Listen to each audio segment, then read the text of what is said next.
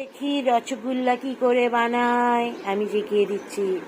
ছানা নেবেন, এতটা ছানা ভালো করে ঘেঁটে ঘুটে ছানাটা পরিষ্কার করে জল ঝরিয়ে নেবেন। দেবেন এতো মিষ্টি, চিনি চিনি চিনি, আর এরকম ডলুই করবেন। ডলুই করার পরে ডলুই করে মেখে এরকম বেটে নেবেন। মিশে যাবে চিনির সাথে একেবারে ছানাটা। তারপরে হাতে এরকম ডলা পাকিয়ে গোল করে এরকম মন্ড করবেন। মন্ড দেখি মন্ড। এবার চিনির শিরা নেবেন, আমার সোনারে, চিনির শিরা নেবেন। চিনির শিরার মধ্যে ওই মন্ডগুলোকে এরকম টুম করে ফেলবেন। কিছুক্ষণ বাদে এরকম চন্দ্রবদনীর মতো রসগোল্লা ভেসে উঠবে।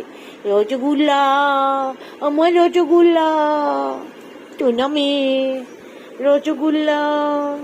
দেখুন কত মিষ্টি রসগোল্লা খেয়ে ফেললে নাকি আবার? ওই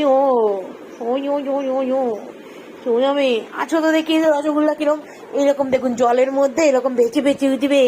রসগোল্লা যখন সিদ্ধ হয়ে যাবে এইরকম করে ববলিং করবে, তখন বুঝাবেন আপনার রসগোল্লা তৈরি হয়ে গেছে, রাইট? আর রসগোল্লা খেতে কত মিষ্টি জানেন?